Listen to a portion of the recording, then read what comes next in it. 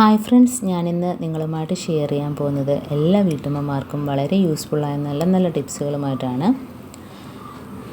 അപ്പോൾ video skip ചെയ്യാതെ കണ്ടാൽ മാത്രമേ മനസ്സിലാവുകയുള്ളൂ. അതേപോലെ തന്നെ എൻ്റെ ഈ ചാനൽ സബ്സ്ക്രൈബ് ചെയ്യാതെ കാണുന്ന കൂട്ടുകാരുണ്ടെങ്കിൽ പ്ലീസ് ഒന്ന് സബ്സ്ക്രൈബ് ചെയ്ത് സപ്പോർട്ട് ചെയ്യാനും കൂടി മറക്കരുത്. അപ്പോൾ നമുക്ക് ഫസ്റ്റ് ടിപ്പിലോട്ട് കിടക്കാം. ഫസ്റ്റ് ടിപ്പെന്ന് പറഞ്ഞാൽ നമ്മൾ വീട്ടിൽ ഉപയോഗിക്കുന്ന റിമോട്ടുകളുണ്ടല്ലോ, ടി വിയുടെ ആണെങ്കിലും എ സിയുടെ ആണെങ്കിലും. അപ്പോൾ അത് കുട്ടികളുടെ കയ്യിൽ നിന്നാണെങ്കിലും നമ്മുടെ കയ്യിൽ നിന്നാണെങ്കിലും ഇതേപോലെ ബാക്ക് ഭാഗം വീണ് കഴിഞ്ഞാൽ ആ ഭാഗത്ത് പൊട്ടിപ്പോവും. ബാറ്ററി ഇടുന്ന ഭാഗത്ത് പൊട്ടിപ്പോവും.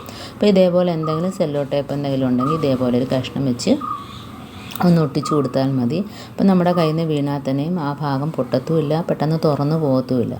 അല്ലെങ്കിൽ കുട്ടികൾ തന്നെ അത് ഇളക്കി എപ്പോഴും തുറന്നു പോകാനൊക്കെ ചാൻസ് ഉണ്ട്. അപ്പോൾ അടുത്ത ടിപ്പെന്ന് പറഞ്ഞാൽ, ഇപ്പോൾ നമ്മൾ സെല്ലോ ടേപ്പൊക്കെ എടുത്തതിന് ശേഷം അതിൻ്റെ എൻഡ് ഭാഗത്ത് ഇതേപോലെ ഒരു പിന്ന് വെച്ച് മടക്കി കൊടുത്താൽ നമുക്ക് വളരെ ഈസി ആയിട്ട് തന്നെ അത് പെട്ടെന്ന് നമുക്ക് അത് എടുക്കാനും അതേപോലെ തന്നെ മടക്കി വെക്കാനും പറ്റും. അതല്ലെങ്കിൽ ആ ഭാഗം ഒട്ടിപ്പോയി കഴിഞ്ഞാൽ നമുക്ക് വളരെ ബുദ്ധിമുട്ടാണ്. അപ്പോൾ ഇതേപോലെ ഒന്ന് ചെയ്ത് കൊടുത്താൽ മതി. ഇനി അടുത്ത ടിപ്പിലോട്ട് കിടക്കാം. അപ്പോൾ നമ്മുടെ തേപ്പ് പൊട്ടിയൊക്കെ തേച്ചതിന് ശേഷം നമ്മൾ ഇതേപോലെ വയറൊന്നും ചുറ്റിയിടാതെ ഇങ്ങനെയൊക്കെ ഇടുകയാണെങ്കിൽ ആ ഭാഗം വെച്ച് ഒടിഞ്ഞു പോകാനൊക്കെ ചാൻസ് ഉണ്ട്. അതൊക്കെ അപകടമാണ്. കാരണം വയറ് ആ ഭാഗത്ത് കറണ്ട് ലീക്ക് ആവുകയൊക്കെ ചെയ്യും. അപ്പോൾ നമ്മൾ അങ്ങനെയൊന്നും ഇല്ലാതിരിക്കണമെങ്കിൽ നമ്മൾ തേപ്പ് പൊട്ടി തണുത്തതിന് ശേഷം നമ്മൾ ഇതേപോലെ ഒരു റബ്ബർ ഇട്ട് കൊടുക്കുക ബാക്ക് ഭാഗത്തായിട്ട്. ഇതേപോലെ ബാക്ക് ഭാഗത്തായിട്ട് ഒരു റബ്ബർ ഇട്ട് കൊടുക്കുക. നല്ല രീതിയിൽ തന്നെ നമുക്കത് പോവാതെ തന്നെ അതിനകത്ത് റബ്ബർ ഇട്ട് കൊടുക്കാം. ഇനി നമുക്ക് അതിൻ്റെ വയറുണ്ടല്ലോ, ആ ഭാഗം ഒന്ന് ചുറ്റി കൊടുക്കുക. അപ്പോൾ നമ്മൾ തേച്ചതിന് ശേഷം ഇതൊന്നും ശ്രദ്ധിക്കാറില്ല, നമ്മളവിടെ തേച്ച് പോകും. അത് മടങ്ങി വളഞ്ഞൊടിഞ്ഞ് അതൊന്ന് എപ്പോഴും അത് ആ വയറൊക്കെ ഒടിഞ്ഞു പോകാനൊക്കെ ചാൻസ് ഉണ്ട്. അപ്പോൾ ഇതേപോലെയൊക്കെ സൂക്ഷിച്ചാൽ നമുക്ക് ഒത്തിരി നാൾ വേണേലും ഒരു കുഴപ്പമില്ല. എന്നിട്ട് ആ റബ്ബറിൻ്റെ ഇടയിലോട്ട് ആ പ്ലഗിൽ കുത്തുന്ന ആ ഭാഗം ഇതേപോലെ ഒന്ന് വെച്ച് കൊടുക്കുക. ഉണ്ടോ? അപ്പോൾ സുരക്ഷിതമായിട്ട് ഇതേപോലെ ഇരുന്നോളും, വയറൊന്നും ഒടിഞ്ഞു പോകത്തുമില്ല. അപ്പോൾ നമുക്ക് എങ്ങനെ വേണേലും കുത്തിച്ചാരി വേണേലും വയ്ക്കാം. ഉണ്ടോ? ഇതേപോലെ മൊത്തത്തിൽ ചുറ്റി കൊടുത്തിട്ട് നമുക്ക് എവിടെയെങ്കിലും ഒതുങ്ങിയിരിക്കുകയും ചെയ്യും. കണ്ടോ? നമുക്ക് ഏത് ഭാഗത്ത് വേണേലും ഒന്ന് ഒതുക്കി വെക്കാം. ഇതേപോലെ ആകുമ്പോഴത്തേന് തണുത്തതിന് ശേഷം മാത്രമേ ഇതേപോലെ ചെയ്യാവുള്ളൂ. ഇപ്പോൾ അടുത്ത ടിപ്പിലോട്ട് കിടക്കാം. അടുത്ത ടിപ്പെന്ന് പറഞ്ഞാൽ നമ്മൾ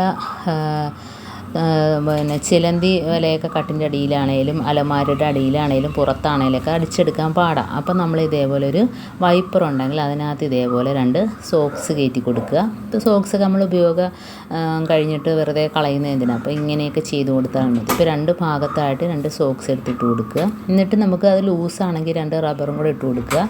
ഇതിപ്പോൾ ഞാൻ അതിട്ട് കൊടുക്കുന്നില്ല.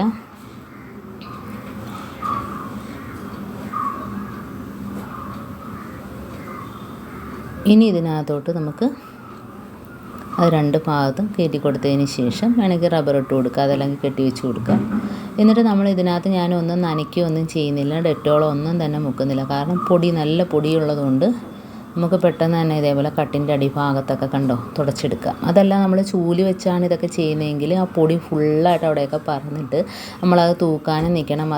അത് മാത്രമല്ല ചൂലിൻ്റെ ആ ഓരോ നാരുകൾ ഒടിഞ്ഞു പോവുകയും ചെയ്യും. അപ്പോൾ ഇതാകുമ്പോഴത്തേന് തുടച്ചത് കണക്ക് തന്നെ നമുക്ക് ആ സോക്സിനകത്ത് എല്ലാ വലയും പറ്റിയിരിക്കും.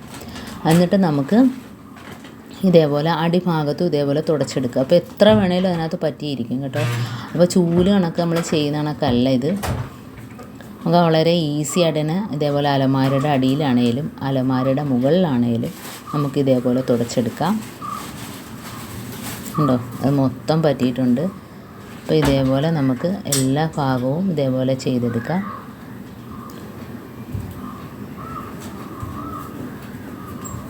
അലമാരയുടെ അടിഭാഗത്ത് ആ വീണ പൊടിയെല്ലാം അതിനകത്ത് കയറി പിടിച്ചോളും. അതേപോലെ അലമാരയുടെ മുകൾ ഭാഗത്ത് എപ്പോഴും പൊടിയായിരിക്കും.